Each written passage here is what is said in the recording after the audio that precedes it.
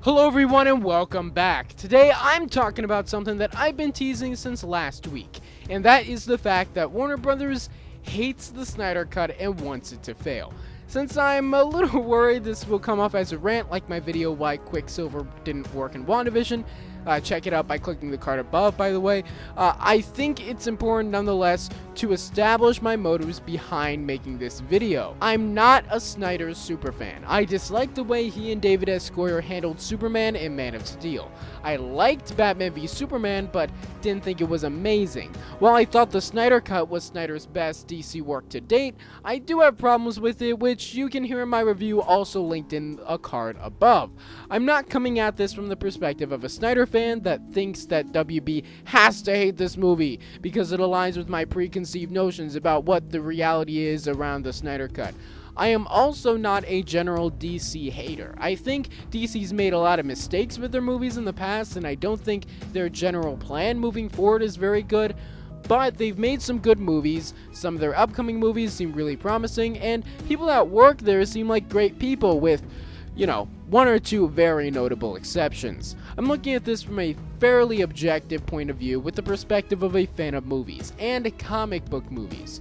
And this makes me really upset. Especially the context of WB and DC Films destroying Zack Snyder's original vision for Justice League, giving it back to him, and then immediately destroying it again. It shows they haven't learned their lesson and are a bunch of hypocrites that have said in the past that they do certain things simply for the benefit of the fans and storytellers involved, and then deny using it for those reasons when the idea of changing their plans for the franchise comes up. But let's stop beating around the bush and start talking about what I'm here to talk about, of course. So, Zack Snyder's Justice League came out on Thursday, the 18th of March. It should be noted that the Snyder Cut wasn't greenlit by either Warner Brothers or DC Films, and wasn't really produced by them either, though at the same time they were involved in some capacity. Neither company was interested in making the Snyder Cut, mainly because Walter Hamada was working to put his mark on the franchise and use his plans, which is understandable. It ended up being AT&T, who owned Warner Brothers, that greenlit the project because they saw a big fan base for it and saw it as a good way to make money for HBO Max. And it's okay for that to happen. WB and DC both saw it coming that after the Snyder Cut came out, there would be a movement for sequels to be made, but didn't want to move forward. Again, understandable if kind of a bummer. But it's how Warner Brothers and DC Films decided to deal with this that upsets me. It all started the morning of Monday the 22nd, just 4 days after the release of the Snyder Cut, when two articles dropped from Variety. The first was an interview with Ann Sarnoff, the current chairwoman and CEO of Warner Brothers. This interview stated both that Warner Brothers had no plans to continue to restore the Snyderverse and produce sequels, and also that they would not be producing the David Ayer cut of Suicide Squad. Keep in mind that Ann Sarnoff is pretty high in the chain of command that could decide on those things, though she's not quite at the top. There are a few people above her, the most notable being Jason Kilar, the CEO of Warner Media, and John Stankey, the CEO of AT&T. As much as Ann Sarnoff and Walter Hamada would hate it, if either of those two ordered them to greenlight Zack Snyder's Justice League 2, they'd have to do it. Just a little tidbit, but somewhat important to the Justice League 2 conversation. Nonetheless, Ann Sarnoff is pretty up there. This came out around 7:30 a.m., and a few hours later, Variety also announced that Emerald Fennell, the writer and director of Promising Young Woman, has signed on to write a Zatanna movie. Okay, let's get this out of the way. Warner Brothers did this in advance to stop the Snyder Cut. No way they did an interview that early or even on a Sunday just because. That interview was done to stop discussion about a sequel or an Ayer cut. There weren't any direct references to the plot of the Snyder Cut or the events surrounding it or after it in the interview either, so chances are they probably did this interview the week before the Snyder Cut even came out, so that would go out on Monday. And it's no coincidence they just so happened to also have a Zatanna scoop. WB gave them that scoop, so not only would people have less to talk about in regards to the Snyder Cut, but they'd have something else DC related to talk about instead. In fact, they've done this all this past week. Virtually every day there's been some kind of big news regarding a DC movie. On Tuesday the 23rd, it was announced that Helen Mirren was cast as Hespera in Shazam! Fury of the Gods. On the 24th, it was announced that Bailey Crudup would be replaced in the role of Henry Allen by Ron Livingston in next year's Flash's solo movie, and that Pierce Brosnan was cast as Dr. Fate in Black Adam. On the 25th, it was announced that the trailer for The Suicide Squad would be coming out on the 26th.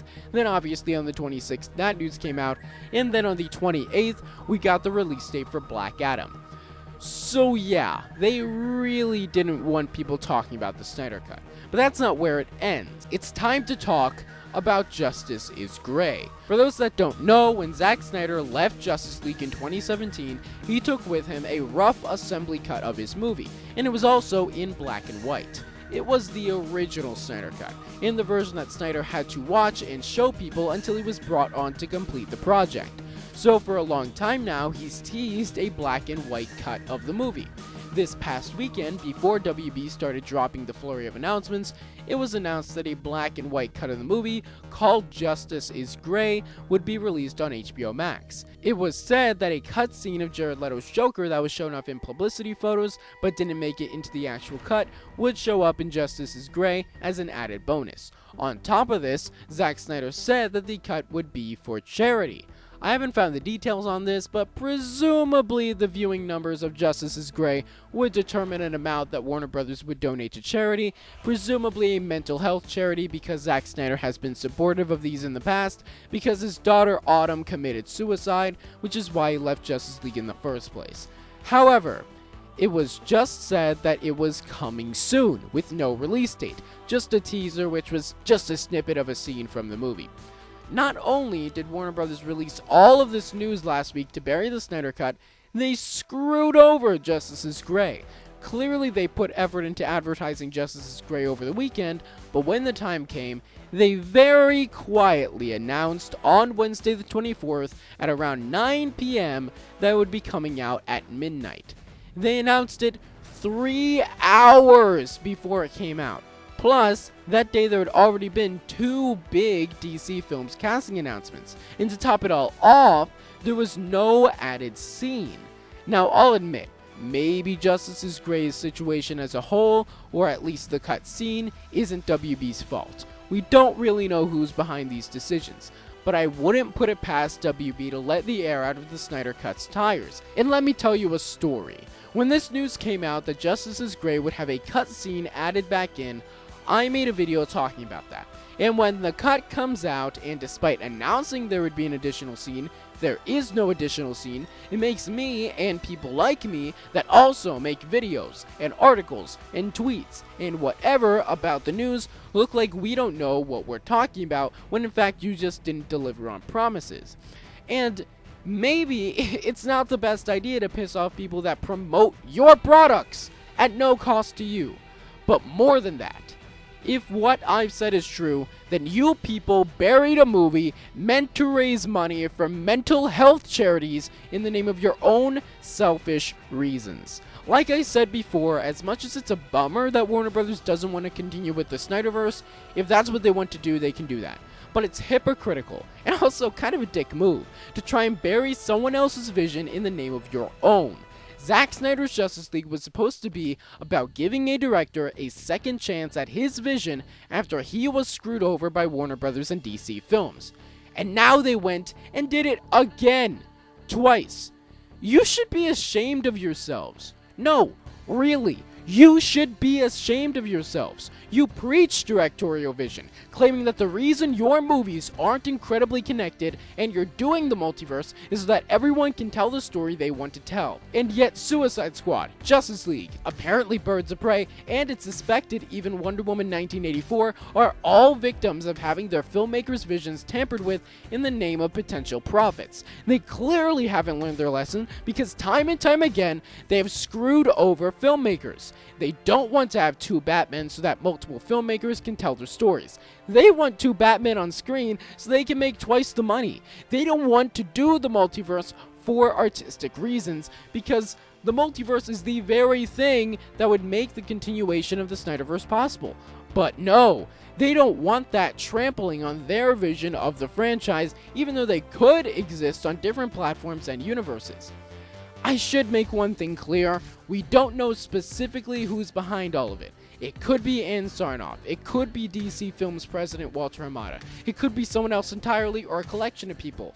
But either way, this is disgraceful. How dare you insult filmmaking as an art form and blame it on the fans, calling them toxic?